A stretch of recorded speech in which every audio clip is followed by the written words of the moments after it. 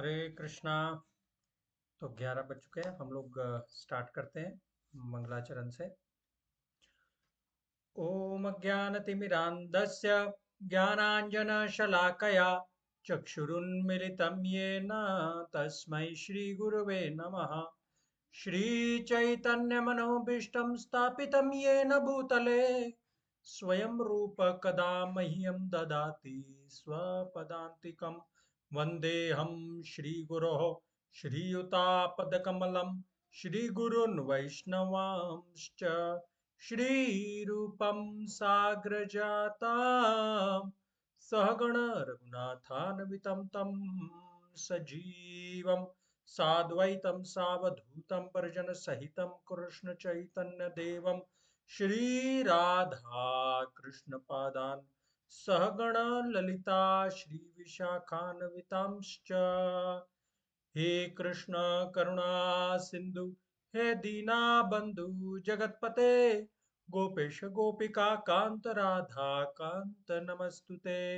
तप्त कांचन गौरांगी श्री राधे वृंदावनेश्वरी वृषभानुसुते देवी प्रणमामि हरि प्रिये। वाञ्छाकल्पतरुभ्यश्च कृपा सिन्धुभयेव च पतितानां पावनेभ्यो वैष्णवेभ्यो नमो नमः। कृष्णाय वासुदेवाय देवकी नन्दनाय च नन्दगोपकुमाराय गोविन्दाय नमो नमः।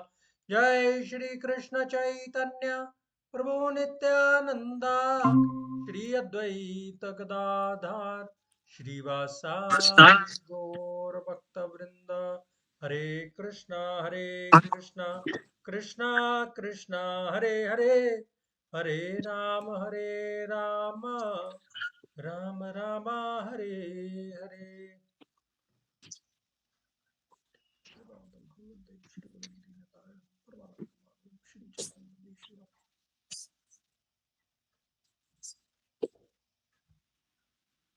हरे कृष्णा। तो सबका बहुत बहुत धन्यवाद।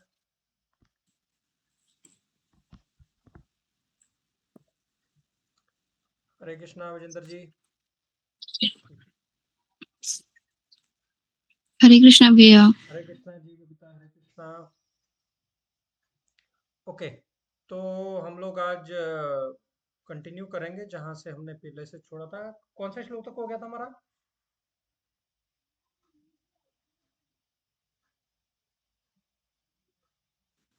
15 तक हो गए थे सर, 14 या 15। 15 तक हमने कर लिया था, है ना। सम सुखम धीरम सुखम सम दुखम सुखम धीरम सो अमृतत्वाय कल्पते, है ना। आज हम लोग करेंगे 16 से शुरू। तो पिछले सेशन में आपको क्या अच्छा लगा? आप कोई बताना चाहेगा? कौन सी चीज पसंद आई, कौन सा पॉइंट जो है वो अच्छा लगा, आप इम्प्लीमेंट करने का प्रयास करेंगे? कोई बता सकता है? एक तो सर जी मैं हाँ जी, हाँ जी, विजेंद्र जी आप बोलिए। जो कि उसमें बताया गया था ना कि आत्मा मतलब जो शरीर है वो होता है, लेकिन शरीर ही नहीं होती है, मतलब स्थायी रहती है। वो शरीर चेंज करती रहती है और एक हाँ, दूसरे में कन्वर्ट होती रहती है। करेक्ट। वो मुझे काफी अच्छा लगा सर। आत्मा का जो स्थानांतरण होता रहता है, ट्रांसफर होती जी रहती है एक बॉडी से दूसरी बॉडी में। हम लोग देही नहीं है, हम लोग देह नहीं है, हम लोग देही है।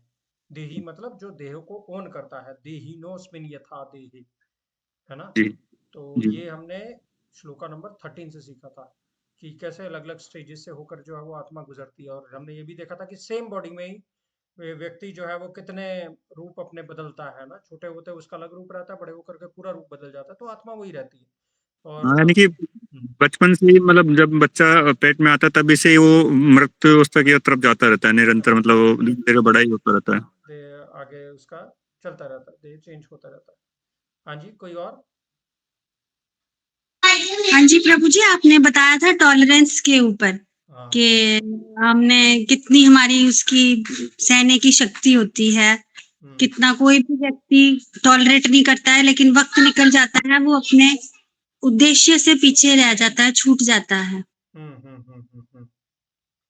तो मतलब हमें अपना पर्पस नहीं भूलना चाहिए। अगर हम इनटॉलरेंट हो जाएंगे, इसमें हमने एग्जांपल लिया था कौन सा, क्या एग्जांपल लिया था?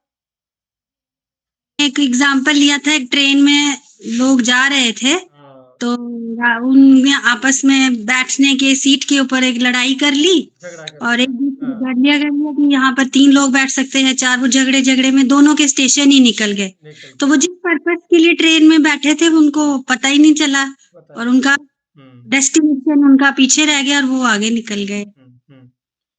बहुत अच्छा। तो भगवान यहाँ पे बोलते हैं कि मात्रा स्पर्शास्तु कौन्तेय शीतोष्ण सुख दुखदा।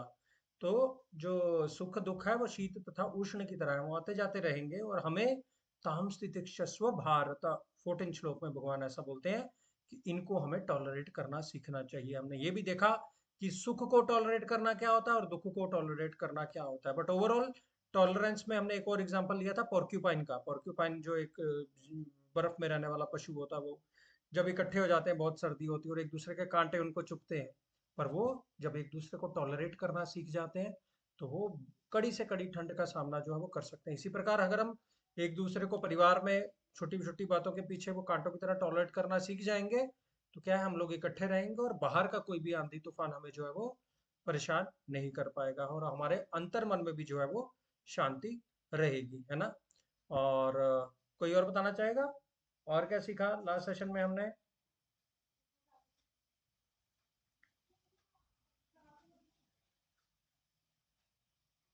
बबीता, गोपिका जी, आप कोई बताना चाहेगा लास्ट सेशन में क्या अच्छा लगा आपको?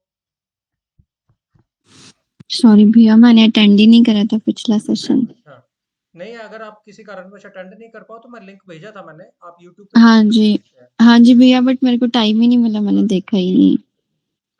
ठीक है। तो इसके अलावा हमने 15th श्लोक में ये देखा था, सम सुखम सुख दुखम धीरम सो अमृतत्वाय कल्पते। मतलब उसका फल क्या होता है टॉलरेट करने का। देखिए छोटी छोटी चीजें लाइफ में अगर हम टॉलरेट करते चलते हैं तो उसका फल हमें भगवान बोलते हैं अमृतत्व मिल जाता है। मतलब हमें जो है वो मुक्ति जो है वो मुक्ति का फल जो है वो मिल जाता है। तो क्या होगा अगर कोई व्यक्ति भक्ति पथ में लगा हुआ है निरंतर, है ना, और वो छोटी बड़ी चीज़ों को जो भी है वो टॉलरेट करते हुए अपने लक्ष्य को नहीं भूलता। जैसे हम लोग अपने माला जप कर रहे हैं तो कुछ भी ऊपर नीचे लाइफ में होते रहता है और हम अगर अपना माला जप नहीं छोड़ते हैं तो भगवान इससे बहुत प्रसन्न होते हैं, है ना। तो जैसे ये बीमारी के समान है, भव रोग जिसको बोलते हैं ना, ये दुनिया में जो भी हम लोग रह रहे हैं इसको भव रोग बोलते हैं, इस दुनिया का रोग बोलते हैं, तो उसकी दवाई जो है भगवान का नाम ही है। तो जो हम लोग डेली बेसिस पे ये दवाई की तरह भगवान भगवान के नाम को लेते रहेंगे तो अपने आप अपना ये अंदर से ट्रीटमेंट करते चलेगा। जैसे कोई भी गोली खाते हैं हम, गोली खाते हैं तो हमें थोड़ा पता अंदर में जाकर के क्या रिएक्शन कर रही है या वो क्या बीमारी को कैसे ठीक कर रही है, उसका कोई डिटेल हमें पता नहीं होता। वैसे हम लोग नाम ले लेते हैं, भगवान का नाम लेकर के अंदर में वो क्या कर रहा है हमें पता भी नहीं चलेगा। तो जैसे जैसे हम लोग नाम लेते चलेंगे वक्त के साथ साथ हमें ये समझ में आता जाएगा, नहीं हमारी जो अंदर की रियलाइजेशन है वो डीप होते जा रही है, अपने आप ही हमें रियलाइज होगा। हमें कोई भी एक्सटर्नली आकर के नहीं बताएगा, ठीक है।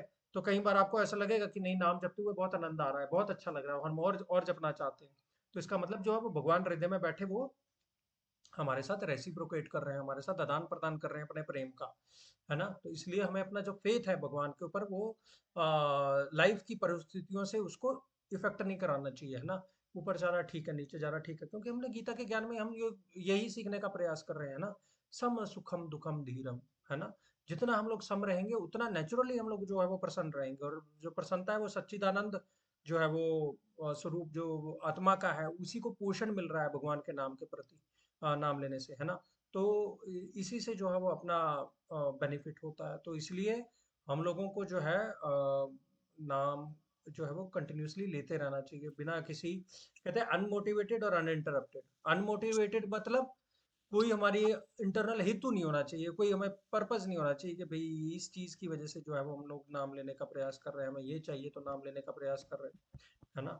या फिर अनइंटरप्टेड, अनइंटरप्टेड मतलब लाइफ में कैसी भी परिस्थिति आए, ऑफ कोर्स हम एक्सट्रीम परिस्थिति है तो हम लोग नहीं कर पाएंगे, बट फिर भी जो भी थोड़ा बहुत ऊपर नीचे होता है लाइफ में उसके बीच में अगर हम भगवान के नाम को लेते चलते हैं, इट इज 100% एश्योर्ड भगवान जो अंतर करने में बैठे हैं वो बहुत प्रसन्न होंगे। अगर भगवान प्रसन्न होंगे तो हम तो उनके अंश स्वरूप हैं, तो हम अपने आप प्रसन्न हो जाएंगे, हमें कोई एक्स्ट्रा जो है वो प्रयास करना नहीं पड़ेगा, बस ये अपने फेथ को मेंटेन करके रखना है हमें। So this is very very important in life कि हम लोग जो सुख और दुख में जो है वो धीर बन करके अपनी लाइफ को आगे बढ़ाते चले, है ना, भगवान का नाम लेते हुए, उनके नाम का सहारा लेते हुए। ठीक है जी, चलें आगे। ठीक है, अभी हम लोग नेक्स्ट श्लोक नंबर श्लोक संख्या 16 से जो भैया हाँ जी, भैया जब हम माला करते हैं तो हमारा ध्यान कई बार कहीं कहीं चला जाता है, हाँ, तो हमें क्या करना चाहिए उस टाइम पे? माला करते रहना चाहिए बस। मन का तो काम ही यही है। देखिए, इनिशियल स्टेज में जब भी आप माला जपने का प्रयास करेंगे, मन का क्या है, मन इतने जन्मों से जो है वो, हाँ, अपनी मनवाता रहा है, राइट। भैया जैसे मतलब बैठे बैठे हैं हम लोग माला के लिए, बोल हाँ, तो हम हरे कृष्णा रहे हैं, माला कर रहे हैं, बट हाँ, जो ध्यान है, जो मन है, वो कहीं और है। कहीं और। लेकिन माला तो वैसे, माला का प्रोसेस तो वैसे चल रहा है, लेकिन जो ध्यान है, माइंड जो है, वो माइंड का सेटअप कहीं और है। हाँ, तो जैसे बाहर चलते हुए माला कर रहे हैं, अच्छा ये गार्डन में ये चीज़ तो पहले यहाँ पे नहीं थी, अभी कहाँ से किसने बदल दिया, ये दीवार तो यहाँ पे नहीं थी, किसने बना दी, या ऑब्वियस भैया, ऐसे ही ऐसे। पहन लिया है, ये सारी चीज़ें दिमाग में आती रहेंगी। सी, एक हमें कोशिश ये करनी चाहिए कि अगर माला जपनी है ना, तो सुबह का एक समय टाइम फिक्स कर लीजिए। सुबह में मौसम जो समय जो होता है वो सात्विक रहता है बहुत, है ना। तो सुबह में अगर लेडीज के लिए खासकर संभव नहीं है, आपने मतलब घर का खाना बनाना है और हस्बैंड को देना है, या फिर परिवार के अन्य लोगों के लिए आपको खाना बनाना है, तो आप पहली फुर्सत जब आपको मिलती है तब आप निकालिए और आराम से बैठ के अपना एक जगह अच्छे से बनाइए, भगवान के सामने बैठ के माला जपिए। फिर जहां मर्जी मन भटके, उसको भटकने दीजिए, क्योंकि भगवान ये देख रहे हैं आपने सेटअप अपना ऑनेस्टली कर लिया है। मन बार बाद में जहाँ पे भी भटकेगा भटकने दो। अभी 6 चैप्टर में हम लोग ये करेंगे ना, भगवान बोलते हैं कि जहां पे भी मन भटकेगा ही भटकेगा, भगवान भी इसको एक्नॉलेज करते हैं और वो बोलते हैं कि जहां पे भी भटक रहा है उसको वापस लेके आओ आप, है ना। तो मतलब हमें हमारी कोशिश यही रहनी चाहिए, जहां पे भी भटक रहा है हम भगवान का नाम जो भी जप रहे हैं उसको ध्यान से सुनने का हमें प्रयास करना चाहिए और अंदर में प्रार्थना करनी चाहिए, बस।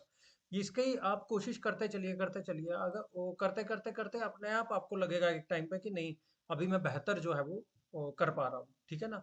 तो इसलिए ये सब चीज़ों से हमें हताश नहीं हो जाना। क्या है कि भी ध्यान तो लगता नहीं है, कोई बात नहीं, माला अभी होए ना होए क्या फर्क पड़ता है, ऐसा नहीं है। देखो, मैंने जैसे अभी पहले बताया, माला का जप जो है ना, वो हमें दवाई की तरह एक्ट कर रहा है अंदर में। हमें पता नहीं चल रहा है, भले हमारा ध्यान लगे या ना लगे।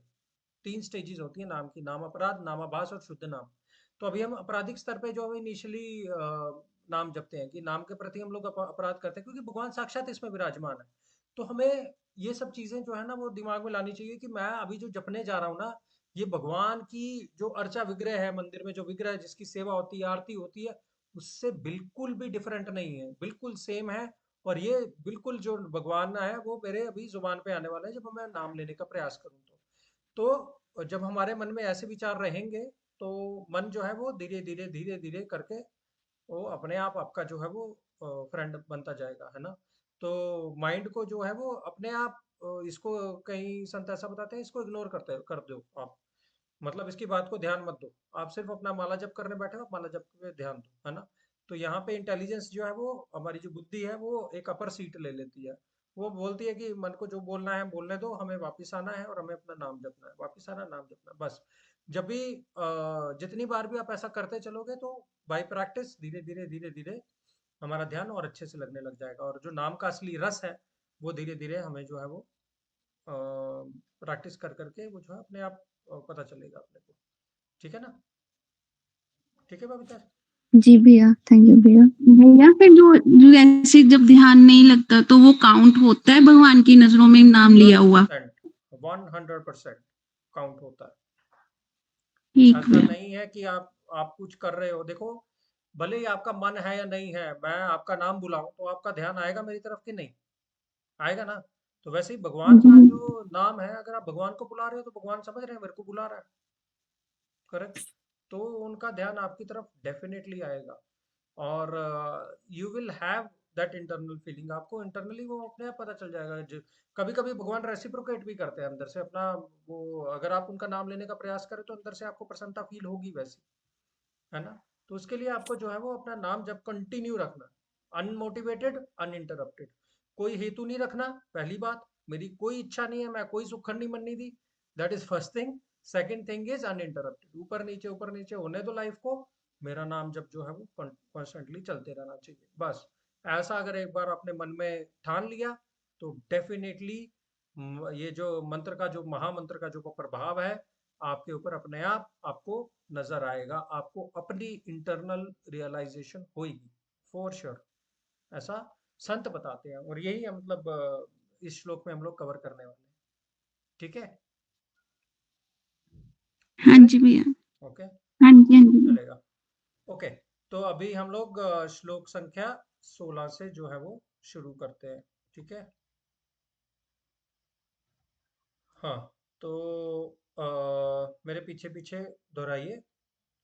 नासतो विद्यते भावो, बोलिए। नासतो विद्यते भावो ना भावो विद्यते सतः, ना भावो विद्यते सतः उभयोरपि दृष्टोन्तास् उभयोरपि दृष्टोऽन्तः त्वन्योस्तत्त्वदर्शिभिः, त्वन्योस्तत्त्वदर्शिभिः। सो यहाँ पे श्लोक में क्या बोला? ना सतो विद्यते भावो ना भावो विद्यते सतः उभयोरपि दृष्टोऽन्तस् त्वन्योस्तत्त्वदर्शिभिः। मीनिंग पढ़ेंगे कोई इंग्लिश में? यस, पढ़ते हैं। हाँ जी। Those who are seers of the truth have concluded that of the non-existence, the material body, there is no entrance, and of the eternal, the soul, there is no change. This they have concluded by studying the nature of both. Hindi में कोई पढ़ेगा? तत्वदर्शियों ने यह निष्कर्ष निकाला है कि असत भौतिक शरीर का तो कोई चिरस्थायित्व नहीं है, किंतु सत आत्मा अपरिवर्तित रहता है, और उन्होंने दोनों की प्रकृति के अध्ययन द्वारा यह निष्कर्ष निकाला है। ठीक है, तो यहाँ पे भगवान जो है ना वो अभी हम लोग जो सेक्शन पढ़ रहे हैं वो 11 to 30 वाला है, जिसमें भगवान अर्जुन के कंपैशनेट नेचर जो हो जाती है, उसको दया भावना आ जाती है, उसका जो है वो ट्रीटमेंट कर रहे हैं, है ना। वो सबसे पहले बॉडी और सोल का जो ज्ञान है, आत्मा और शरीर का जो ज्ञान है, उसको आगे भगवान जो है वो आगे बढ़ा रहे हैं। बड़ा ही इंटरेस्टिंग वर्स है ये, अगर आप देखें तो, ना सतो विद्यते भावो ना भावो विद्यते सतः। एक मैं मतलब ये देख रहा था, पढ़ रहा था इसमें कि ये जो वर्ड है ना, ये बड़ा, इसको चायस्मस बोलते हैं इंग्लिश में, चायस्मस विपर्य अलंकार ऐसा बोलते हैं इसमें। देखिए मतलब उसमें क्या है, सेकंड लाइन में फर्स्ट लाइन के वर्ड जो है इन्वर्ट हो जाते हैं, मतलब बदल जाते हैं। ठीक है ना, जैसे हम बोलते हैं ना ईट टू लिव और लिव टू ईट, ऐसा बोलते हैं ना हम। तो जो सेकंड लाइन में है, फर्स्ट लाइन के वर्ड जो है इन्वर्ट हो गए, बदल गए, है ना आपस में। Eat to live, whether we eat to live और whether we live to eat, है ना। तो हम लोग क्या कर रहे हैं वो हमें जानना चाहिए।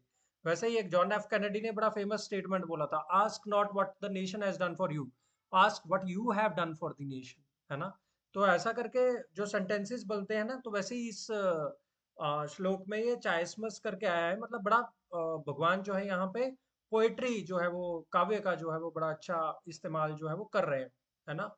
तो ना सतो विद्यते भावो ना भावो विद्यते सतः, इसका क्या मतलब हुआ? ना सतो विद्यते भावो, ना सतो मतलब ना असत, असत यहाँ पर क्या बोला गया है? भौतिक शरीर को, है ना। असत मतलब भौतिक शरीर और सत मतलब आत्मा। ठीक है, इस श्लोक में ऐसा इसको बोला गया है। तो ना असत, ना असत मतलब बॉडी का नहीं, विद्यते भावो, भावो का मतलब होता है चिरस्थायित्व, मतलब टेम्परेरी परमानेंट नेचर। तो वो तो शरीर की जो परमानेंट नेचर है वो नहीं है, क्योंकि ये ना से शुरू हो रहा है ना।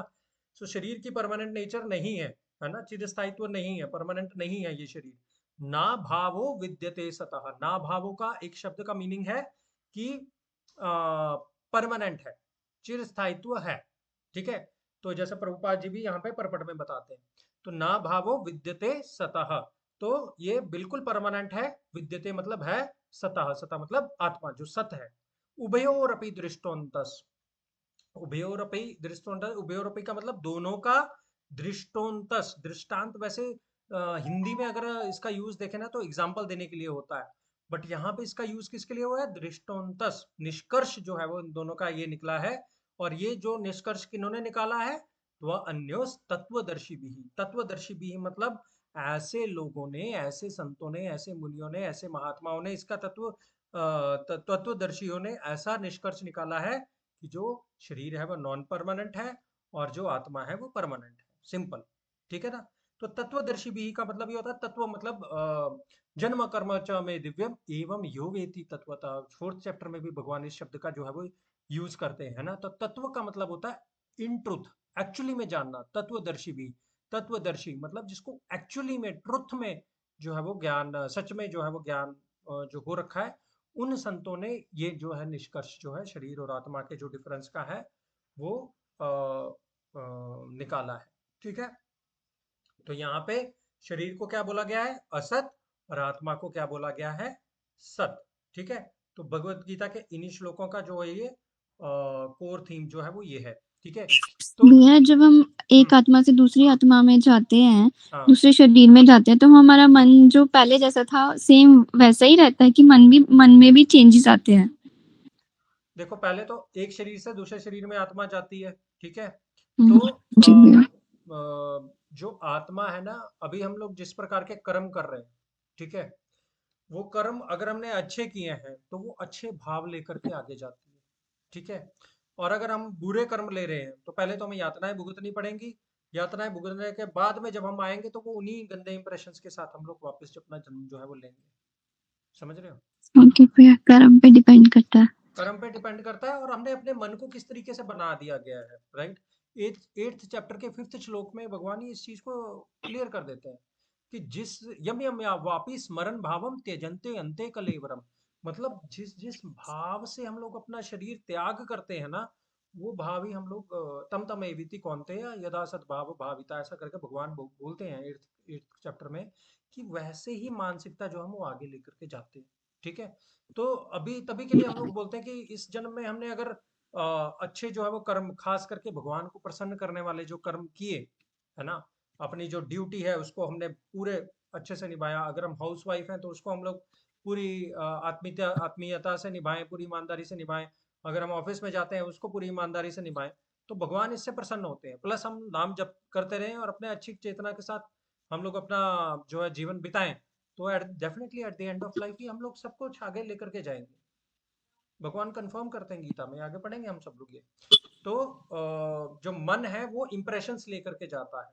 ठीक है, जो हमारे इस जन्म के हैं, और हम अभी जो हमारी आदतें हैं वो हम पिछले जन्म के इंप्रेशंस लेकर के यहाँ पे आए हैं। बट अभी हमारे पास स्वतंत्रता है कि हम लोग उनको कैसे बदल सकते हैं। ये भगवान ने हमें चॉइस दी हुई है। ठीक है, तो हमारे पास फ्री विल है। फ्री विल मतलब स्वतंत्रता, हम कुछ भी करना चाहें कर सकते हैं। तो हमारी स्वतंत्रता का अभी हम सबसे अच्छा इस्तेमाल कर रहे हैं भगवत गीता पढ़ के। नहीं तो हम लोग और भी काम कर सकते थे अभी, और अभी अगर हम भगवत गीता का ध्यान कर रहे हैं तो इसका मतलब ये है कि हम लोग अपनी स्वतंत्रता, जो हमें फ्रीडम भगवान ने दी है, उसका बिल्कुल सदुपयोग जो है वो कर रहे हैं। ठीक है, जी भैया। ओके, तो आगे बढ़ते हैं श्लोक पे। श्लोक में बेसिकली मैटर और स्पिरिट में जो है वो फर्क दिया हुआ है। ठीक है, मैटर मतलब जड़ पदार्थ, स्पिरिट मतलब आत्मा। ठीक है, तो मतलब जो जड़ पदार्थ है, नासतो विद्यते भावो, मतलब भौतिक शरीर का तो क्या बोलते हैं, कोई चिर स्थायित्व नहीं है। तो जो भी मैटर है ना यहाँ पे, वो टेम्परेरी है, उसका चिर स्थायित्व नहीं है। ऐसा करके जो है वो भगवान बना बता रहे हैं, है ना? तो एक चीज लोग बोलते हैं ना, जनरली आपने सुना होगा, ब्रह्म सत्यम जगत मिथ्या। ठीक है, तो ऐसा अंडरस्टैंडिंग इस श्लोक के हिसाब से नहीं है। समझ रहे हो? जगत ये जो है वो टेम्परेरी है, पर अनरियल नहीं है, मिथ्या नहीं है, झूठ नहीं है ये जगत है। मतलब एक बार एक डिवोटी थे प्रभुपाद जी से, बोले कि मतलब श्लोक में ऐसा लिखा है कि उन्होंने जैसा समझा कि ये अनरियल है, सच नहीं है ये जो दुनिया है। तो बोले कि मैं तो सोचा या दीवार भी असली नहीं है या फिर ये दरवाजा भी असली नहीं है, तो मैं जाने लगा इससे, तो मैं टकरा गया। तो उन्होंने प्रभुपाद जी ने बताया, बोले कि सब कुछ ये असली है, बट ये एक टेम्परेरी नेचर है, इसका आदि और अंत है। इस दुनिया का भी जो है वो अलग अलग युग में जो आदि और अंत जो है वो होते रहता है। ठीक है ना? तो इस प्रकार से भगवान जो है ना वो इस श्लोक में यही समझाने का प्रयास कर रहे हैं कि इसका जो है वो आदि भी है जो मटेरियल है, और इसका जो अंत है वो निश्चित है ना। तो जो कुछ भी हम लोग अभी देख रहे हैं, है ना, एक प्रकार से वो आत्मा के लिए एक सपने के जैसा है। ठीक है, आत्मा जो हमारे शरीर में है वो एक भगवान का अंश स्वरूप है। ठीक है, तो जो कुछ भी हम इस भौतिक जगत में अभी देख रहे हैं वो उसको एक सपने के जैसा लगता है। जैसे हमें कोई सपना आ जाता है कि अरे मेरा तो एग्जाम है कल और मैंने पढ़ाई भी नहीं की, है ना, और मेरे को रात को सपने में शेर काटने आ गया या फिर कुछ होता है, हम एकदम से घबरा के उठ जाते हैं और फिर जब देखते हैं हाँ हाँ ये शुक्र है ये सपना ही था, असली नहीं था। तो इसी प्रकार से हम लोग ये सपने को जी रहे हैं, बट जो भी सपने में हमें रियलाइजेशन होती है बिल्कुल असली होती है, ऐसा लगता है सब कुछ असली में है। तो सेम चीज जो है वो यहाँ पे जो आत्मा है उसको ये एक्सपीरियंस जो है वो हो रहा है। ठीक है, तो हमने कितने ही जन्म जो है वो हम लोग ले चुके हैं, और अनेकानेक शरीरों को हमने जो है वो यहाँ पे बदल रहा है, और हर एक शरीर जो है वो उसकी नेचर जो है टेम्पररी है, और जो हम लोग मटेरियल वर्ल्ड, हम लोग भौतिक दुनिया जो देखते हैं वो भी टेम्पररी है। बेसिकली इस चीज़ को हम लोग एक बार आत्मसात कर लेना, बहुत सारी जीवन की समस्याएं हमें सुलझाने में बहुत आसानी हो जाए, है ना। तो हमें एक ब्रॉडर पिक्चर, बड़ी पिक्चर मिल जाएगी देखने के लिए कि भाई सब कुछ जो है वो टेम्पररी है। ठीक है, तो भगवान भी अर्जुन को यहाँ पे वही समझाने का प्रयास कर रहे हैं कि जितने भी लोग आप यहाँ पे देख रहे हैं वो सब लोग टेम्परेरी हैं, है ना, और उनका जो है अंत जो है वो निश्चित है। तो इसलिए तुम अपने पर्पज को मत भूलो, है ना। तुम्हारा पर्पज क्या है, तुम क्यों लड़ने आए हो यहाँ पे, तुम्हें धर्म की स्थापना करनी है। तो इसलिए उस धर्म की स्थापना करने हेतु जो है वो तुम अपना कार्य, जो अपना कर्म जो है वो करते चलो, बस। और जो जैसा मैं इंस्ट्रक्ट कर रहा हूँ वैसे आप करते चलोगे तो आपको कोई भी जो है वो पाप पुण्य या फिर इन सब चीज़ों में फंसना नहीं पड़ेगा। सिमिलरली हमें अपनी लाइफ में भी इसी तरीके के जो इंस्ट्रक्शंस हैं उसको इसी तरीके से जो अपनाना चाहिए, अपनी मानसिकता को, अपनी चेतना को इसी प्रकार से जो है वो करना चाहिए। तो अर्जुन को भी भगवान ऐसा बोल रहे हैं कि इन दोनों का डिफरेंस समझो, शरीर और आत्मा का, और फिर सही समझ के साथ में तुम अपना जो है वो कर्तव्य करो, यानी कि लड़ो, है ना। तो this is the explanation of this श्लोक, है ना। तो शरीर और आत्मा का फर्क सबको क्लियर है ना। अभी तक हमने काफी डिटेल में जो है वो जो इसकी चर्चा कर ली है, हमने स्टार्टिंग के कुछ सेशंस में भी की थी, और इनफैक्ट अभी हम पिछले 3 हफ्ते से इसी टॉपिक पे हैं, और अगले एक एक दो हफ्ता हम लोग इसी टॉपिक पे रहने वाले हैं। मैं चाहता हूँ कि हर कोई जो भी हम लोग यहाँ पे इसको सुन रहे हैं, शरीर और आत्मा के फर्क को हम लोग बिल्कुल क्लियरली जो है वो समझ लें। उसमें हमें कोई भी जो है वो डाउट नहीं होना चाहिए कि शरीर क्या है और आत्मा क्या है, शरीर और आत्मा का संबंध क्या है, मन कहाँ पे स्थित होता है, और इंद्रियां कहाँ पे स्थित होती हैं, बुद्धि का क्या रोल है, और आत्मा कहाँ पे है। ये सारी चीजों का जो हमें अंडरस्टैंडिंग है क्रिस्टल क्लियर होना चाहिए। ठीक है, क्योंकि हमारे जितनी फाउंडेशन अच्छी होगी ना उतना ही हम लोग अपनी बिल्डिंग को स्ट्रांग बना सकेंगे। तो आध्यात्मिक रूप से जो भी हमें भक्ति भक्ति जो हम लोग कर रहे हैं ना, इसको भक्ति लता भी बोलते हैं। तो भक्ति लता का सिंचन जो है वो उसकी जड़ों को मजबूत करना जो है वो इन सब चीजों के द्वारा जो है वो होता है। एक अच्छी अंडरस्टैंडिंग होना, एक अच्छा तत्व ज्ञान होना, प्लस अपना माला जप जो है वो नियमित रूप से करना, तो उससे जो है वो हमें काफी मदद, भक्ति में आगे बढ़ने के लिए काफी मदद जो है वो मिलती है। ठीक है जी, तो सबको क्लियर है ये श्लोक, है ना।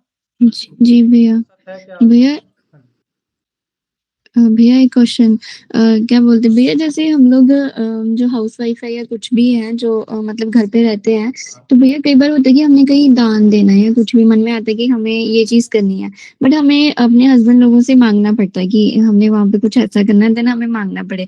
बट मेरे मन में ये आता है कभी कभी, यार उनके लिए भी हम मांग क्यों रहे हैं, मतलब हस्बैंड लोगों से भी क्यों ही मांग रहे हैं।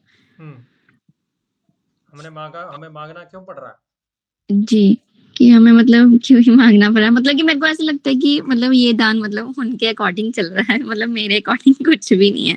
मतलब मेरे को ऐसा लगता है कि मेरे को खुद को मतलब होना चाहिए। नहीं, एक्चुअली जो लेडी है उसको ग्रह लक्ष्मी भी बोलते हैं। ग्रह की जो लक्ष्मी होती है वो लेडी होती है ना। वो जब तक वो घर पे है तभी वो घर घर कहलाता है। ठीक है, तो this is you are playing a very important role. और एक जो चीज़ है वो मतलब ये होता है कि जो एक स्त्री के पास जो धन होता है ना उसको स्त्री धन बोलते हैं। ठीक है, और वो उसके हक का धन होता है जो उसके पास में होता है ना। तो इनफैक्ट इंडियन पीनल कोड में भी स्त्री धन को बहुत महत्व दिया गया है, अगर आप देखें तो क्या है, आइडियली मतलब अगर आप मांग भी रहे हो ना, तो इट इज लाइक कि वो आपका हक है जो आप मांग रहे हो, राइट। एंड आइडियली अगर देखा जाए कि असली परिस्थिति में तो हस्बैंड को पहले ही दे देना चाहिए कि ये आपके जो भी अभी हमारी जो भी इनकम है, जैसे भी बिजनेस से आ रही है या सैलरी से आ रही है, जैसे भी आ रही है, तो उसका एक जो हिस्सा जो है वो वाइफ को जो है वो देना चाहिए, जाना चाहिए उनके पास। और मतलब और आपस की म्यूचुअल अंडरस्टैंडिंग से। नहीं नहीं भैया, वो तो जैसे हमें मिलता ही है। कहने का भाव ये है कि जब मेरे को ऐसे लगता है कि मान लो कि अगर मैंने कहीं ज्यादा वो करना है, तो मेरे को लगता है कि मेरे को उनसे मांगना पड़ेगा। देन वो वाला भाव कह रही हूँ मैं।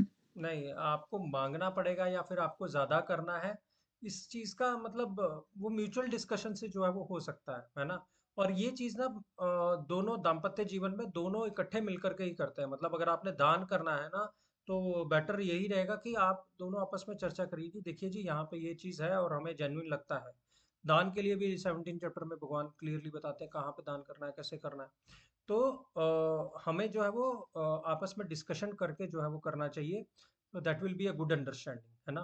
कि अगर आप अकेले ही करेंगे तो मतलब ठीक है, अगर आपको हस्बैंड स्वतंत्रता देते हैं, that's very good. But other cases में अगर आप आपस में चर्चा करके कि ये देखिए जी, यहाँ पे ये चीज़ का दान है और हमारे दायरे में आ रहा है, हमारे खर्चे के अनुसार में ये समा रहा है, तो हम लोग को डेफिनेटली ट्राई करना चाहिए उसको करने का, है ना। भैया मेरी बात नहीं समझे। मैंने बोला कि मांग लो, मैंने उनसे मांगा है तो मैंने वो दान किया है, तो वो दान उनका कहलाता है। मेरे को ऐसे नहीं, लगता है कि वो आप दोनों का कहलाएगा वो दान। देखिए, वो पैसे कमा रहे हैं, आप घर संभाल रहे हैं, वो अपनी ड्यूटी कर रहे हैं, आप अपनी ड्यूटी कर रहे हो। तो वैसे ही घर जो है वो गृहस्थ आश्रम जो है वो वैसे ही चलता है। ये आश्रम है, गृहस्थ आश्रम। तो जो भी ईमानदारी से कमाया हुआ पैसा है और अगर गृहिणी उसको खर्च करती है तो वो उसके हक का पैसा है। और अगर वो कहीं पे दान कर रही है तो इक्वल जो है बेनिफिट हस्बैंड और वाइफ दोनों को मिलता है।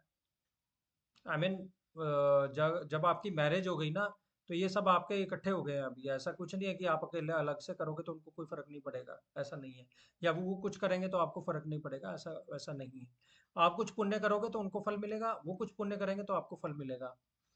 इन जनरल ऐसा बोलते हैं कि हस्बैंड अगर माला करता है तो वाइफ को आधा फल मिलता है, बट नॉट अदरवाइज। बट ये मतलब एक वही वही भैया, लेकिन वाइफ कुछ भी करे वो हस्बैंड को नहीं मिलता। तो मेरे को हाँ, यही बात क्लियर करनी थी कि जैसे हम लोग वो कुछ हमें देते हैं दान करने के लिए, देन हम लोग करते हैं, तो हमें ये होता है ना कि उनका लगा या हमारा लगा। नहीं ऐसा कुछ नहीं है। आपको जो प्रतिफल है उसका डेफिनेटली दोनों को मिलता है। ओके भैया, थैंक यू भैया। हम्म, ठीक है, ओके। चलो, अभी ये श्लोक क्लियर हो गया। अभी हम लोग 17 श्लोक पे आते हैं, इसको रिसाइट करेंगे। अविनाशी तु तद्विद्धि, बोलिए। अविनाशी तू अविनाशी तु तद्विद्धि येन सर्वम् इदं ततम् येन येन सर्वमिदं ततम् विनाशम् अवयस्यास्य विनाशम् अव्यस्य न कश्चित् कर्तुमर्हति। न कश्चित् कर्तुमर्हति। कोई पढ़ेगा मीनिंग? इंग्लिश में पढ़ेगा कोई?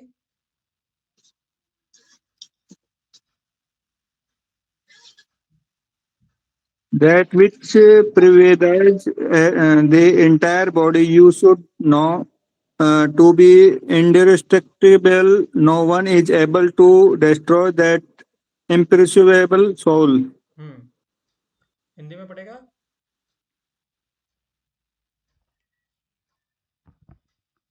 कोई पढ़ेगा हिंदी में? जो जो सारे सारे शरीर शरीर में व्याप्त है उसे ही अविनाशी समझो।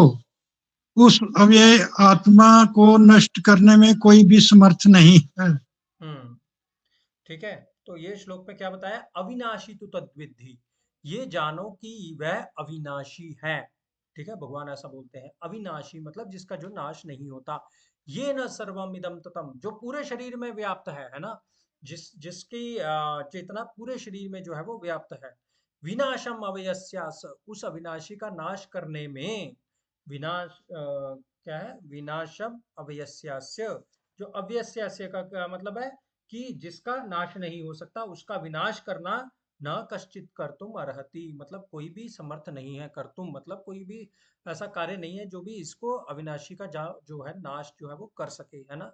तो आत्मा अविनाशी है, इसी की वजह से जो वो चेतना जो है वो हमारे हृदय में हमारी पूरी बॉडी में जो है वो रहती है ना। तो ये चेतना होने का क्या मतलब है, इसको हम लोग थोड़ा क्लियरली समझ लेते हैं। क्या है कि बॉडी में हम लोग अपने हाथ पैर और सोच पा रहे हैं, देख पा रहे हैं, हाथ पैर हिला पा रहे हैं और समझ पा रहे हैं, ये चेतना जो बॉडी में है ये सारी क्यों है, क्योंकि बॉडी के अंदर में जो है वो आत्मा स्थित है। ठीक है, वो अविनाशी जो है वो स्थित है, उसकी वजह से ही ये न सर्वम इदम ततम, है ना। मतलब वो उसका प्रकाश ही जो है वो चारों तरफ फैला हुआ है। एक बड़ा सिंपल एग्जांपल हम लोग लेते हैं, जैसे सुबह होती है ना, मॉर्निंग होती है, तो क्या होता है, सनराइज होता है। सनराइज होता है तो उसकी जो रोशनी है सर्वत्र फैल जाती है ना। तो जैसे अभी दिन है तो हमें किसी अलग जाकर के जगह पे ऐसे अंधेरा हो रखा है, ऐसा नहीं है, सब जगह सेम रूप से रोशनी व्याप्त है। सिमिलरली जो आत्मा है वो सूरज के समान है। तो जब आत्मा हृदय में जब तक स्थित है तो शरीर में जो है वो चेतना रहती है, हमें सोचने समझने की जो है वो शक्ति रहती है, हम लोग जो है वो होश में रहते हैं, हम लोग जो कॉन्शियस रहते हैं, हमें समझ में आता है चीज़ों को, है ना। तो वो सब कुछ किसकी वजह से है, वो आत्मा की जो है वो वजह से है, तो है ना।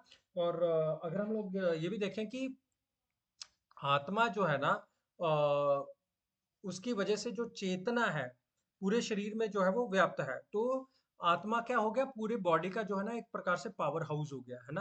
हृदय को जो शक्ति देने वाली है वो आत्मा है। हृदय से अर्जुन तिष्ठति, हमने जैसा पढ़ा कि जो आत्मा है वो हृदय के देश में, मतलब हृदय के एरिया में जो है वो रहती है ना।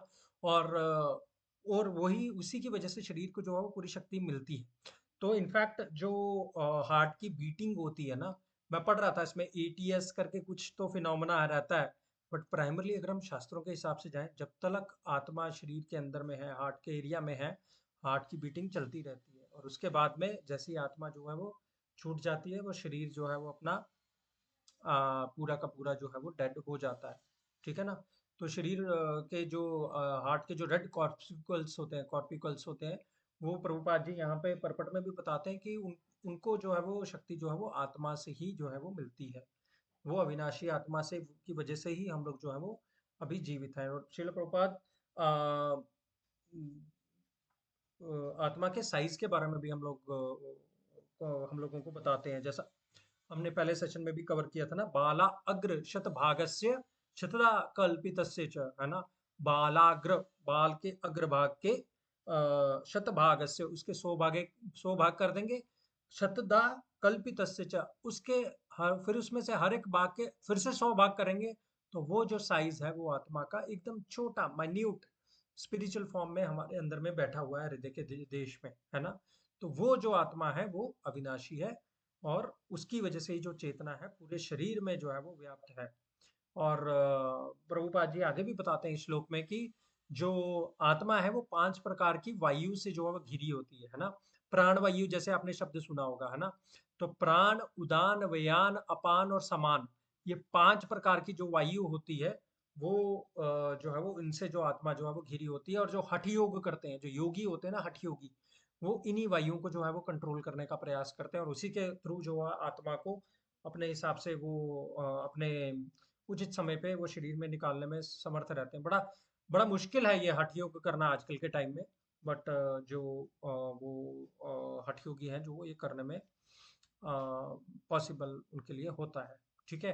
तो जो चेतना है पूरी बॉडी में वो रहती है। ठीक है। एक छोटा सा प्रश्न पूछूंगा यहाँ पे, जब हम लोग बेहोश हो जाते हैं तो आत्मा शरीर में रहती है क्या, क्योंकि चेतना तो नहीं है।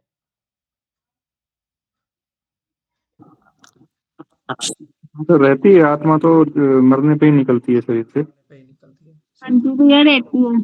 हाँ, रहती है। तो आत्मा का क्या है, मन और इंद्रियों के साथ में जो कनेक्शन रहता है ना। तो आत्मा जो है ना, इच्छा रखती है कोई, फॉर एग्जाम्पल आपकी आत्मा ने डिजायर किया कि नहीं मुझे आज भक्ति या अपना गीता जीवन का सेशन जो है वो अटेंड करना है। तो आपके इंटेलिजेंस ने इंद्रियों को मन को निर्देश मिला कि नहीं ये सेशन अटेंड करना है, मन ने बोला ठीक है। तो उसने कान से सुनने वाली और आंख से देखने वाली इंद्रियों को जागरूक कर दिया। ठीक है, तो वो जैसे ही वो इंद्रियां एक्टिव हो गई, तो उसके थ्रू जो है आत्मा का जो डिजायर है वो जो है वो पूरा हुआ। ठीक है ना। तो आत्मा इसी प्रकार से जो है वो अपने एक्शंस को पास करती है। पर जब हम लोग बेहोश हो जाते हैं तो ये कनेक्शन एक प्रकार से टेम्परेली कट ऑफ हो जाता है। मतलब टीवी तो ऑन है पर केबल कनेक्शन जो है वो टूट चुका है किसी प्रकार से, है ना। और वापस में जब हम लोग होश में आते हैं वो अगेन एस्टेब्लिश हो जाता है और फिर हम लोग जो है वो देखना शुरू कर देते हैं। तो इंद्रियां जो है हमारी एक्टिव हो जाती हैं फिर से, और हम लोग फिर से देखने लगते हैं। एक अन्य अन्य एग्जाम्पल बड़ा अच्छा किसी ने बताया था कि एक राजा जो है वो आत्मा की तरह है। राजा बोलता है कि ये निर्देश दे दो कि कल से 5% टैक्स कम हो गया है ना। तो वो मंत्री उसका जो है वो सुन लेगा, और मंत्री जो आगे सैनिकों को बता देगा कि भाई सारी जगह ढिंडोरा पीट दो कि टैक्स जो है वो 5% कम हो गया, या फिर जो कुछ भी उसने अनाउंसमेंट करनी है।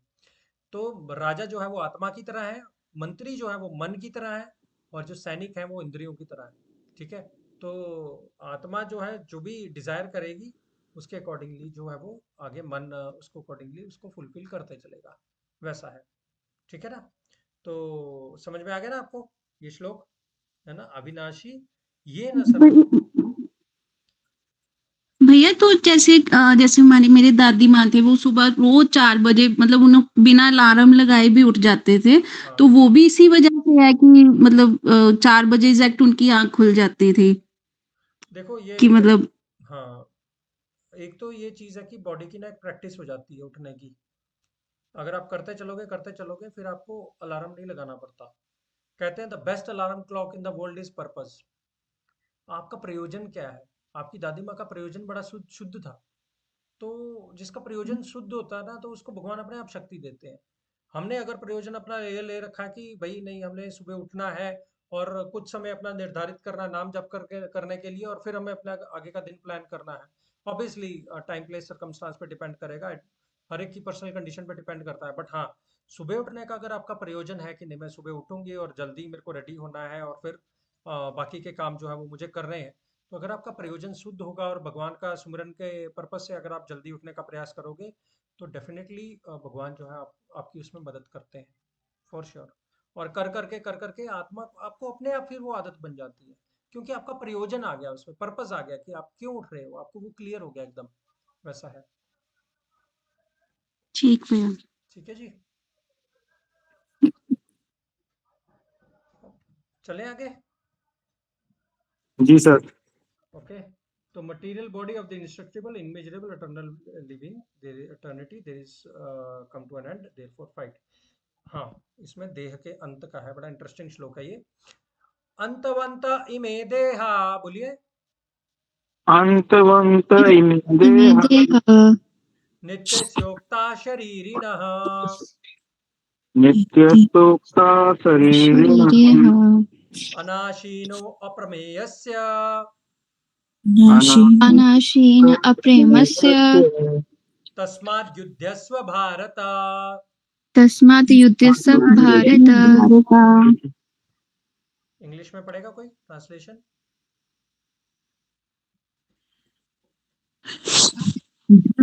Material body of the indestructible, immeasurable, and eternal living entity is sure to come to an end. Therefore, fight, O descendant of Bharata. Hindi में पढ़ेंगे कोई? अविनाशी अप्रमेय तथा शाश्वत जीव के भौतिक शरीर का अंत अवश्य भावी है, अतः हे भरतवंशी युद्ध करो। हम्म तो अंतवंत इमे देहा, सिंपल मीनिंग है कि इस देह का जो अंत है वो होना ही है, एंड डिसाइडेड है। नित्य स्योक्ता शरीर ना, जो शरीर के अंदर है वो नित्य है, भगवान ऐसा बता रहे हैं। ठीक है। अनाशीनो अप्रमेयस्य, अनाशीनो मतलब अनाश, अनाश, है ना, जिसका कभी नाश नहीं हो सकता। अप्रमेयस्य, जिसको कभी मापा नहीं जा सकता, है ना। मतलब मटेरियल सेंस में ऐसा बोलते हैं। साइज तो हमने डिफाइन कर दिया, बालाग्र शतभागस्य शतिदा कल्पतस्य च, वो हमने डिफाइन कर दिया इसका। बट मटेरियल सेंस में इसको मापना इज वेरी डिफिकल्ट, तो अप्रमेय से बोला है। इसलिए तस्मात् युद्धस्व भारत, तो अर्जुन भगवान अर्जुन को क्लियरली बोल रहे हैं यहाँ पे कि तुम चाहे युद्ध करो ना करो, है ना, लड़ो या ना लड़ो, अंतवंत इमे देहा, जो सामने खड़े हैं तुम्हारे, इनका अंत होना निश्चित है। आज होगा, कल होगा, कब होगा, सब डिसाइडेड है ना। युद्ध में होगा या कहीं और होगा, पर होगा जरूर, है ना। तो ये चीज जो है वो भगवान जो बताने का प्रयास कर रहे हैं कि जो भी तुम्हारे सामने खड़े हैं, इनकी आत्मा को तुम नहीं मार सकते, इनके शरीर को ही तुम मारोगे, है ना। तो ये सामने वाले जो है वो आत्मा को तुम कुछ कर भी नहीं पाओगे, इनके शरीर ही मरेंगे। तो इसलिए तस्माद युद्धस्व भारत, इस चीज को ध्यान से समझो और युद्ध करने का प्रयास करो, ठीक है ना। कि एक पर्टिकुलर चीज पे जो मैं फोकस करना चाहूंगा इस श्लोक में, वो है अंतवंत इमे देहा। हमारे लिए क्या अंडरस्टैंडिंग है, हमें ज्ञात होना चाहिए कि अंतवंत इमे देहा, हमारी बॉडी की भी एक्सपायरी डेट निश्चित है, कब होएगी हमें नहीं पता, है ना। एक संत बड़ा अच्छा बता रहे थे, बोले सिंगल डिजिट में है, डबल डिजिट में है, ईयर्स में, हमें भी नहीं, ये भी नहीं पता सिंगल डिजिट में उम्र बची है, डबल डिजिट में बची है ना। तो इसलिए हमें बड़ा ध्यान रखना चाहिए कि ट्रक्स के पीछे लिखा रहता है ना कि ईश्वर और मौत को हमेशा याद रखें, है ना। तो हमारे लिए बड़ा ज़रूरी है अपने अंत में देहा, हमें याद रखना चाहिए कि हमारी बॉडी का जो अंत वो कभी ना कभी होना है। और उसको ध्यान में रखते हुए हमें अपना जो है समय बड़े ध्यान से जो है वो बिताना चाहिए। ऐसा ऐसा कोई काम ना करें जिससे हम लोग अपने पथ से भ्रष्ट हो जाए, है कि नहीं। कोई गलती अगर कहीं ना कहीं पे हो भी जाती है, भगवान से माफ़ी मांग लेनी चाहिए। बट ये जो चीज़ है ना अंत इमे देहा, ये हमें बहुत हेल्प कर सकती है हमारे भक्ति मार्ग में, एटलीस्ट इनिशियल स्टेजेस में आगे बढ़ने के लिए, है ना। कि मैं जो है वो एक दिन जो है वो जाने वाला हूँ। एक हमारे महाराज जी थे, बड़ा अच्छा बताते थे वो, कहते कभी ना हमें क्या करना चाहिए, ये हमें ना अपनी फोटो में खुद से हार डालना चाहिए और बाद में हमें नाम जप करना चाहिए। कहते खुद की फोटो में हार डालेंगे तो थोड़ा अपने को भी रियलाइजेशन होगा कि भाई हमारा भी एक दिन ऐसा हाल जो है वो होने वाला है। और हम लोग भी हैं जो अपना शरीर को जो है वो छोड़ने वाले हैं। तो फिर देखो आपका माला जब कितना अच्छा होता है, वो बोलते थे तो इसमें एक एग्जाम्पल भी अब है कि हमें खुद के पिंडदान भी करने चाहिए। हाँ वो है कि वैसा कर सकते हैं, बट मतलब पर्पस यही है कि हमें उसको भूलना नहीं चाहिए कि मैंने कितना जीना है, इसका कुछ भी जो है वो फिक्स नहीं है ना। तो हमारी जो प्रायोरिटीज हैं लाइफ में अकॉर्डिंगली जो है वो बदलती जाएंगी, ठीक है। एक बड़ी फेमस कविता है, मेरे पिताजी भी गाया करते हैं, और पंजाब के फेमस कवि जो है वो नत्था सिंह, अ, उन्होंने ये लिखी है। 3-4 लाइनें हैं, बड़ी अच्छी लगती है मुझे। जीवन खत्म हुआ तो जीने का ढंग आया, जब क्षमा बुझ गई तो महफिल में रंग आया। मन की मशीनरी ने जब ठीक चलना सीखा, जब बूढ़े तन के हर एक पुर्जे में जंग आया। गाड़ी निकल पड़ी तो घर से चला मुसाफिर, गाड़ी निकल पड़ी तो घर से चला मुसाफिर, मायूस हाथ मलता वापस बैरंग आया। फुर्सत के वक्त में ना फुर्सत के वक्त में ना सुमिरन किया हरि का, उस वक्त वक्त मांगा जब वक्त तंग आया। आयु ने नत्था सिंह जब आयु ने नत्था सिंह जब हथियार फेंक डाले, यमराज फौज लेकर करने को जंग आया। आयु ने नत्था सिंह जब हथियार फेंक डाले, यमराज फौज लेकर करने को जंग आया। तो ये मतलब अंतमंत में देहा, हमें याद रखना चाहिए कि हमारा टाइम लिमिटेड है इस वर्ल्ड में, परमानेंट नहीं है। हमारी जो श्वास लिखे हुआ लिमिटेड है, तो उसका हमें सबसे बेस्ट जो है वो इस्तेमाल करना चाहिए। अननेसेसरी चीज़ों में हमें नहीं घुसना है।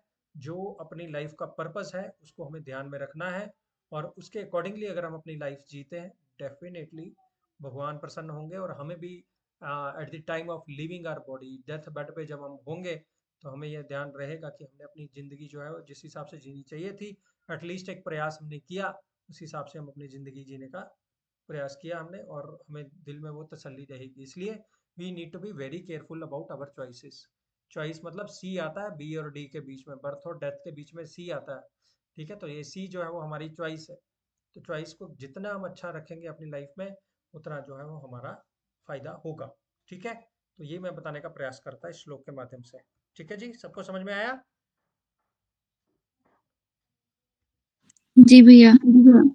ठीक है, अभी लास्ट श्लोक है आज के सेशन का। य एनम वेत्ति हंतारम, बोलिए। येन ये एनम वेत्ति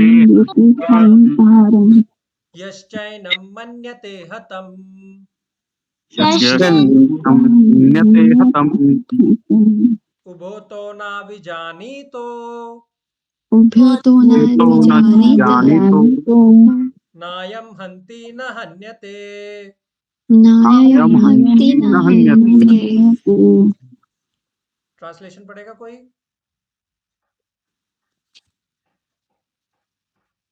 neither he who thinks the living entity the slayer nor he who thinks it slain is in knowledge for the self slay not nor is slain. Hindi में जो इस जीवात्मा को मारने वाला समझता है तथा उसे जो इसे मरा हुआ समझता है, वो दोनों ही अज्ञानी है, क्योंकि आत्मा ना तो मरता है और ना मारा जाता है। तो भगवान ये बता रहे हैं, य एनम वेत्ति हंतारम। एनम वेत्ति, जो व्यक्ति आत्मा को हंतारम मारने वाला समझता है, यस चैनम मन्यते हतम, जो ये सोचता है कि आत्मा खुद ही मार दी गई है ना। उबो तो ना विजानी तो, उबो मतलब दोनों, दोनों ही वास्तव में ये नहीं जानते। विजानी तो नायम हंति न हन्यते, क्योंकि आत्मा ना किसी को मार सकती है और ना खुद भी मारी जा सकती है। नायम हंति न हन्यते। तो इस श्लोक में यही भगवान जो है वो बताने का प्रयास कर रहे हैं कि आत्मा ना किसी को मार सकती है और ना खुद भी मारी जा सकती है ना। तो बेसिकली यही जो बॉडी और सोल का जो डिफरेंस है आगे कंटिन्यू हो रहा है इसमें। पर एक पर्टिकुलर चीज इसमें यह है कि देखने वाली है कि नायम हंति न हन्यते, आत्मा को मारा नहीं जा सकता। ये तो ठीक है, हमने ये पूरा डिटेल में पढ़ लिया। बट ये क्या मतलब नहीं समझ में आया कि आत्मा मार भी नहीं सकती, इसका क्या मतलब हुआ? नायम हंति न हन्यते, है ना। आत्मा को मारा नहीं जा सकता, ये तो ठीक है, बट नायम हंति मतलब आत्मा मार नहीं सकती। अर्जुन तो खड़ा था ना उधर मारने के लिए सबको, ठीक है। तो इसका मतलब हमें जो है वो क्लियरली समझ में रहना चाहिए। अर्जुन यहाँ पर खड़े थे मारने के लिए, तो इसका मतलब क्या है कि बॉडी का जो नाश है वो निश्चित है। वो किसी ना किसी समय, स्थान और कारण के अनुरूप होगा ही होगा। भगवान यहाँ पे कहने का ये मतलब बता रहे हैं अर्जुन को कि तुम इसको खुद मत करता मत मान लो, ये तुम मेरे निर्देश के अकॉर्डिंगली जो कर रहे हो, है ना। बेसिकली भगवान ये बोल रहे हैं कि आपको ये घमंड नहीं होना चाहिए कि आपने इन लोगों को जो है वो मारा है। नायम हंति, ठीक है ना।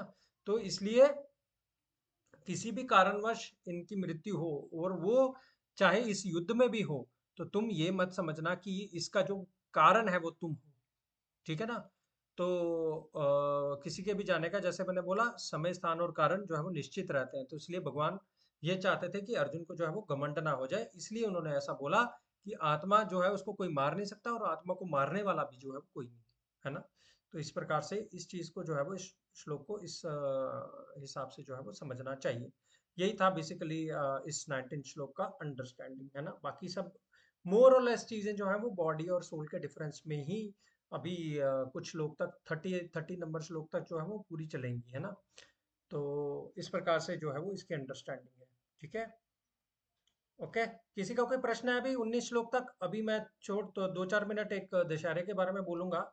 पीछे दशहरा होके गया, तो उसके बारे में 3-4 लेसन है जो हम लोग कवर करने का प्रयास करेंगे। कोई प्रश्न है किसी का अभी तक? बॉडी और सोल का डिफरेंस सबको क्रिस्टल क्लियर होना चाहिए, मैं पहले बोल रहा हूँ।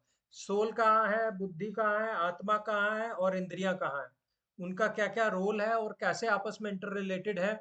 और सोल जो है वो सबसे ऊपर है, ये सबको बिल्कुल क्लियर रहना चाहिए। और सोल को जो पोषण है वो कैसे मिलता है? भगवान के नाम से। सब चीजें जो है वो हमें क्लियर रहनी चाहिए, ठीक है जी। चले आगे बढ़े। जी भैया। ओके, तो अभी जो पीछे नवरात्रि आई थी, राइट, 9 दिन माता की पूजा होती है, फिर 10वें दिन जो है वो विजयदशमी का जो है वो उत्सव होता है और सभी लोग जो है वो रावण को जो पुतला बनाकर जो है वो उसका जलाते हैं, है ना। और रावण की लाइफ से भी जो है वो हमें काफी लेसन सीखने को मिलते हैं, ठीक है। और नवरात्रि आती है तो लोग बोलते हैं मतलब हे दुर्गा हे दुर्गा हे दुर्गा। और जैसे ही नवरात्रि जो है चली जाती है और वो बोलते हैं ला मुर्गा ला मुर्गा ला मुर्गा, ऐसा करके कई काफी लोग जो है वो मतलब डबल स्टैंडर्ड्स में अपनी लाइफ जो है वो जीते हैं, है ना। बट जो दशहरा है, जो विजयदशमी का जो उत्सव है, वो भगवान राम की जो है वो विजय का उत्सव है। तो रावण की लाइफ से हमें क्या लेसन मिलते हैं? Knowledge without humility is dangerous, है ना। ये पहला लेसन है। इसका मतलब ये है कि विद्या जो है ना, ह्यूमिलिटी बोलते हैं विनय के साथ, विनम्रता, नम्रत्याई जिसको पंजाबी में बोलते हैं। तो नम्रता, नॉलेज बगैर नम्रता के बिल्कुल व्यर्थ है। रावण को हालांकि काफी ज्ञान था, वेदों का ज्ञाता था रावण, बट उसको वो नहीं था, ह्यूमिलिटी नहीं थी उसमें, एरोगेंस थी, घमंड था बहुत ज्यादा, और ज्ञानी होने का भी और एक अपनी पावर्स का भी। तो इसलिए रावण को जो है ना बहुत कुछ जानता था, बट उसका जो नॉलेज है उसको अपलिफ्ट नहीं कर पाया। उसको जो ज्ञान है ना, इन जनरल हमें लाइफ में जो जो भी ज्ञान मिलता है वो हमें आगे लेके जाना चाहिए, ऊपर लेके जाना चाहिए, पर रावण का जो ज्ञान है उसको वो नीचे लेके गया, है ना, अधोगति में लेके गया इसका। तो इसलिए रावण के पास नॉलेज भी है। कहते हैं भगवत गीता में श्लोक है, विद्या विनय संपन्ने ब्राह्मणे गविहस्तिनि शुनि चैव स्वपाके च पंडिता समदर्शिना। तो विद्या जो है वो विनय के साथ में ही संपन्न होती है। जो knowledge is without humility is dangerous. तो हमें जो भी अभी गीता का ज्ञान हो रहा है, ये इससे हमें ये मत समझना चाहिए कि जो हमें नॉलेज के साथ साथ जो है हमें विनम्रता भी जो है साथ साथ में आनी चाहिए। अगर हमें अपनी नॉलेज का घमंड हो जाएगा तो वो बहुत डेंजरस हो जाता है, फिर हम भक्ति पथ पे ज्यादा देर कंटिन्यू कर नहीं पाएंगे, है ना। तो हमें ह्यूमिलिटी में, विनम्रता में रहना चाहिए, ठीक है। तो ये पहला लेसन जो है वो रावण की लाइफ से है। दूसरा है, most unfortunate is a person who can't listen to good advice. तो रावण को जो है ना उसके नाना माल्यवन, विभीषण, मंडोदरी और बहुत सारे जो उसके शुभचिंतक थे, इनफैक्ट कुंभकर्ण ने भी उसको समझाया था, वो बिल्कुल भी समझने को तैयार नहीं था। तो लाइफ में हमें ओपन रहना चाहिए, कहीं से हमें अच्छी सलाह मिल रही है, गुड एडवाइस मिल रही है, तो हमें ओपन रहना चाहिए उसके लिए, कहीं ये ठीक तो नहीं बोल रहा, है ना, मेरे लिए कहीं अच्छा तो नहीं है, उस पर विचार जरूर करना चाहिए एक बार। पर अगर हम उसको सुना अनसुना कर देंगे ना, तो हमारा खुद का कुछ भला हो नहीं पाएगा। कई बार सयाने लोग हमें लाइफ में काफी अच्छी चीजों में जो है वो गाइड करते हैं कि भाई आप ये ऐसे करो, वैसे करो, है ना। बट अगर हम गुड एडवाइस को सुनते नहीं है ना, तो हमारे अंदर के भी एक छोटे से रावण को हम लोग पोषण दे रहे हैं एक हिसाब से, है ना। तो ये चीज को हमें बहुत खास करके ध्यान जो है वो रखना चाहिए। थर्ड में है कि जैसे भगवान राम रावण के सिर एक एक करके काट रहे थे ना, वो फिर से वापस आ जाते थे, फिर से वापस आ जाते थे। तो उसके क्या, हृदय में अमृत था, तो उस अमृत की वजह से उसको मारा जाना बड़ा संभव टाइप का था, है ना। तो वैसी हमारी ओल्ड हैबिट्स होती है, ओल्ड हैबिट्स को अगर हम चेक नहीं लगाएंगे, उन पे कंट्रोल नहीं करेंगे, तो धीरे धीरे करके वो फिर से वापस आ जाती है। तो इसलिए हमें बहुत अलर्ट रहना चाहिए अपने आध्यात्मिक जीवन में खासकर, है ना। हमारी जो ओल्ड पुरानी हैबिट्स हैं वो हमें बाद में तकलीफ ना दें, इसके लिए हमें अभी से जो है वो बहुत अलर्ट रहना चाहिए, बहुत ध्यान रखना चाहिए इन सब चीज़ों का, कि हमारी जो ओल्ड हैबिट्स हैं वो रावण के सिर की तरह बार बार वापस ना आ जाए, है ना। और उसके लिए हमें निदान जो है वो रूट जो है उसका करना चाहिए, और वो भगवान के नाम जप के द्वारा अपने आप ट्रीट होता है, क्योंकि उससे आत्मा को पोषण मिलता है। आत्मा को पोषण मिलेगा, बुद्धि को अपने आप मिल जाएगा, बुद्धि को मिलेगा तो मन और इंद्रियों को भी अपने आप जो है वो मिल जाएगा, ठीक है ना। और फोर्थ पॉइंट जो मेरे को बड़ा अच्छा लगा, मैंने कहीं से सुना था कि हम ना आजकल के टाइम में हम रावण को जलाने से पहले खुद बनाते हैं, है ना, बनाते हैं ना रावण को। तो कागज से, लकड़ी से, और वो सब कुछ अरेंजमेंट करके जो है रावण को बनाते हैं, और फिर जो है वो रावण को हम जलाते हैं। बट यही आजकल का जो चाल चलन है, वो रावण को हमने खुद से बना लिया है ना। तो हमारी जो बुरी आदतें हैं वो हमें जो है वो देखना चाहिए कि हमें रावण की प्रवृत्ति की ओर ना लेकर के जाएं, है ना। और जो रावण की जो मानसिकता है, हमें उससे ज़्यादा से ज़्यादा दूर रहने का हमें जो है वो प्रयास करना चाहिए। तो हमारे जो आजकल के एफर्ट्स हैं, हम लोगों के जो ऐसी हैबिट्स हैं जो हमें रावण जैसी मेंटालिटी की ओर आगे लेके जाती हैं, हमें उनको ज़्यादा से ज़्यादा प्रयास करना चाहिए अवॉइड करने का, ठीक है। तो ये छोटे छोटे 3-4 लेसन्स थे जो भगवान श्री राम और रावण का जो वध था उनके द्वारा, भगवान राम के द्वारा, उससे हमें जो है वो सीखने को मिलते हैं, है ना। तो यही मैं जो है दशहरे के पावन अवसर पर जो है वो बताना चाह रहा था। मैंने प्रयास किया बुलाने का किसी को, गेस्ट को, बट वो संभव नहीं हो पाया। फिर कभी हम लोग जो है वो किसी गेस्ट स्पीकर को जो है वो बुलाने बुलाने का प्रयत्न करेंगे, ठीक है। ओके, समझ में आया सबको, ये जो विजयदशमी पे हमने छोटा सा डिस्कशन जो अभी किया। जी जी भैया। सर, जरूर गुरु जी। हाँ जी। अभी हरि नाम के लिए मैंने पिछली बार केवलाष्टकम का पहला वर्ष लिया था, तो इस बार दूसरा जो है वो इसका वर्ष लेंगे। ये केवलाष्टकम एक अष्टक है जो भगवान के नाम के ऊपर लिखा है, अष्टक मतलब जिसके 8 पैरे होते हैं, ठीक है। तो ये केवलाष्टक का जो अभी ये दूसरा पैरा है, हम लोग आज कवर करने का प्रयास करेंगे, ठीक है। और इसके बाद भगवान के नाम का जप करेंगे, ठीक है।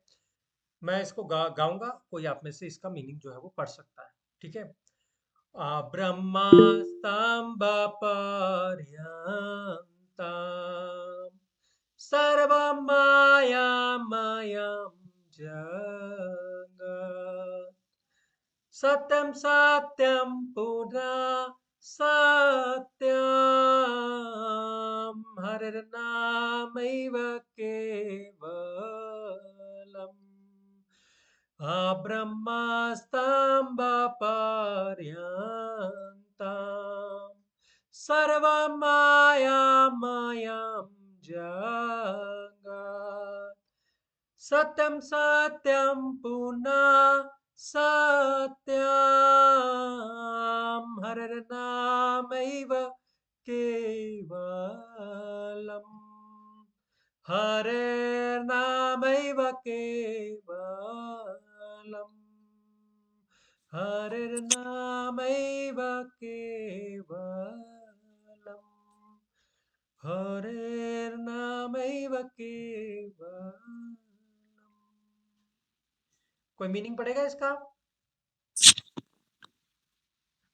The entire universe, from exalted Brahma down to the lowly clump of grass, is a product of the illusory energy of the Supreme Lord. The only thing that is reality, again I say reality, the holy name of Shri Hari alone is everything. हरिर्नाम एव केवलम। देखिए, आ ब्रह्मा स्तंभ पर्यंतम मतलब कहते ब्रह्मलोक से जो पताल लोक तक जितने भी लोक है ना, सर्व मायामयम जगत, सबको माया ने जो है वो घेर के रखा हुआ है, ठीक है। सत्यम सत्यम पुनः सत्यम। देखो, चीज चीज किसी भी चीज को ना स्ट्रेस देने के लिए 3 बार बोला जाता है, नहीं है नहीं है नहीं है ना। तो वैसे ही ये इसको 3 बार बोला गया, सत्यम सत्यम पुनः सत्यम।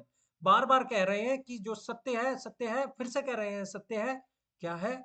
हरे नाम केवलम, है ना। तो जो भी इस ब्रह्मालोक से जो है पाताल लोक तक जितने भी है वो जो घिरे हुए हैं, सबको ही जो है वो माया के घेरे में है। और उनसे जो है जो पार पाने वाला एक ही तारण मंत्र है, वो महामंत्र है हरे नाम एव केवलम, ठीक है।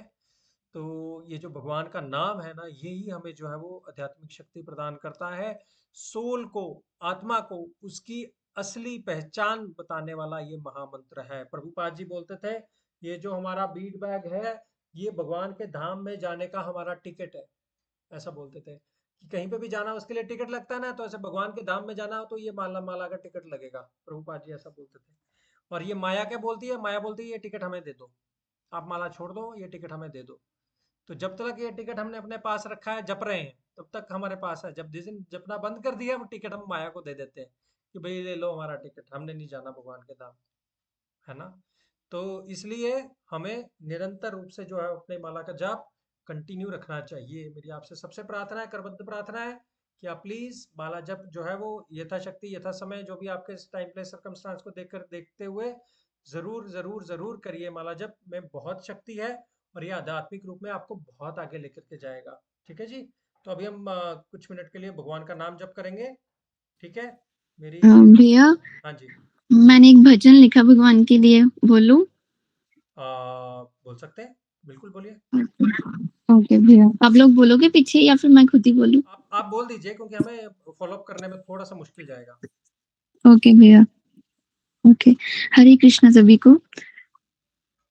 हरे कृष्णा। कृष्णा तेरे पैरों की, क्षमा तेरे पैरों की, मैं धूल जो बन जाऊं, सच कहती हूँ कृष्णा, सच कहती हूँ कृष्णा, तकदीर बदल जाए कृष्णा तेरे पैरों की।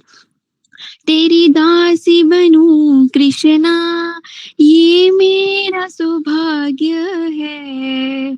तेरी दासी बनूं कृष्णा, ये मेरा सौभाग्य है। सच कहती हूँ कृष्णा, सच कहती हूँ कृष्णा, मेरी दुनिया सवर जाए कृष्णा तेरे पैरों की, क्षमा तेरे पैरों की, मैं धूल जो बन जाऊं, सच कहती हूँ कृष्णा, सच कहती हूँ कृष्णा, तकदीर बदल जाए कृष्णा तेरे पैरों की, मेरे जीवन की नैया तुम पार लगा देना, मेरे जीवन की नैया तुम पार लगा देना, सच कहती हूँ कृष्णा, सच कहती हूँ कृष्णा, मेरी जिंदगी सवर जाए कृष्णा तेरे पैरों की, क्षमा तेरे पैरों की, सुना है तेरी रहमत दिन रात बरसती है, सुना है तेरी रहमत दिन रात बरसती है, ये रहमत मिल जाए, ये रहमत मिल जाए, मेरा घर ही सवर जाए कृष्णा तेरे पैरों की, क्षमा तेरे पैरों की। राधे राधे। हरे कृष्णा, बहुत अच्छा हरे बहुत कृष्णा, बहुत अच्छे, बहुत अच्छे। थैंक यू भैया, thank you so much. Okay. ठीक है, तो अभी इसी मूड के साथ कि हमें भगवान के चरणों की जो है वो धूल प्राप्त करनी है, उसी मनोभाव के साथ हम लोग भगवान का नाम जप अभी जो है वो शुरू करेंगे। ठीक है। जय श्री कृष्ण चैतन्य प्रभु नित्यानंदा, श्री अद्वैत गदाधार श्रीवासादि गौर भक्त वृंदा।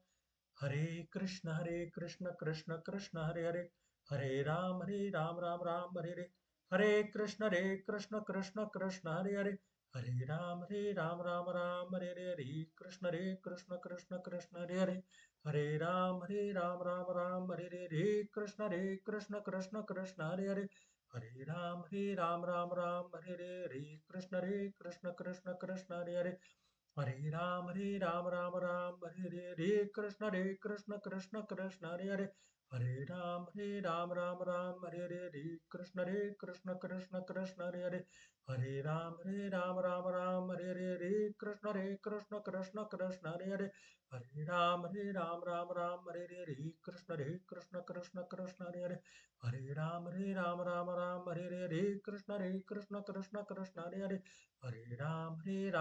राम हरे हरे, हरे कृष्ण कृष्ण कृष्ण हरे हरे, हरे राम राम हरे हरे, हरे कृष्ण कृष्ण कृष्ण हरे हरे, हरे राम राम हरे हरे, हरे कृष्ण कृष्ण कृष्ण हरे हरे, हरे राम राम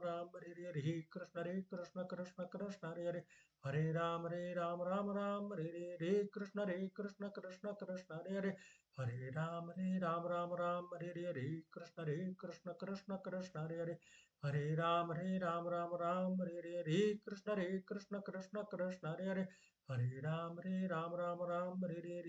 हरे कृष्ण कृष्ण कृष्ण हरे हरे, हरे राम राम हरे हरे, हरे कृष्ण कृष्ण कृष्ण हरे हरे, हरे राम राम हरे हरे, हरे कृष्ण कृष्ण कृष्ण हरे हरे, हरे राम राम हरे हरे, हरे कृष्ण कृष्ण कृष्ण हरे हरे, हरे राम राम हरे हरे, हरे कृष्ण कृष्ण कृष्ण हरे हरे, हरे राम राम हरे हरे, हरे कृष्ण कृष्ण कृष्ण हरे हरे, हरे राम राम हरे हरे, हरे कृष्ण कृष्ण कृष्ण हरे हरे, हरे राम राम हरे हरे, हरे कृष्ण कृष्ण कृष्ण हरे हरे, हरे राम राम हरे हरे, हरे कृष्ण कृष्ण कृष्ण हरे हरे, हरे राम राम हरे हरे, हरे कृष्ण कृष्ण कृष्ण हरे हरे, हरे राम राम हरे हरे, हरे कृष्ण कृष्ण कृष्ण हरे हरे, हरे राम राम हरे हरे, हरे कृष्ण कृष्ण कृष्ण हरे हरे,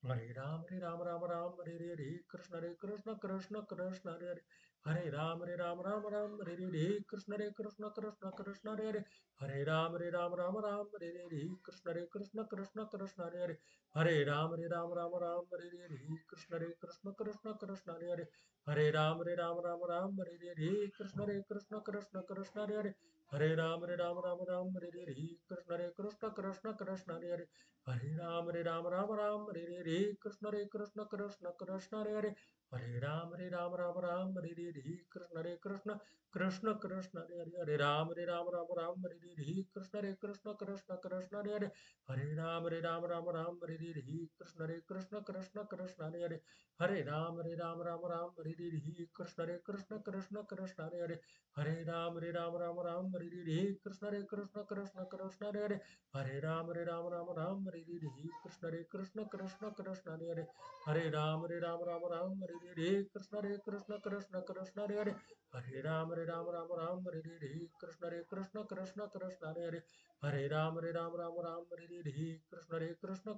हरे कृष्ण कृष्ण कृष्ण हरे राम राम हरे हरे कृष्ण कृष्ण कृष्ण हरे राम राम हरे हरे कृष्ण कृष्ण कृष्ण हरे राम राम हरे हरे कृष्ण कृष्ण कृष्ण हरे राम राम हरे हरे कृष्ण कृष्ण कृष्ण हरे राम राम हरे हरे कृष्ण कृष्ण कृष्ण हरे राम राम हरे हरे कृष्ण कृष्ण कृष्ण हरे राम राम हरे हरे। जय श्री कृष्ण चैतन्य प्रभु नित्यानंद श्री अद्वैत गदाधर शिवासादि गौर भक्त वृंदा।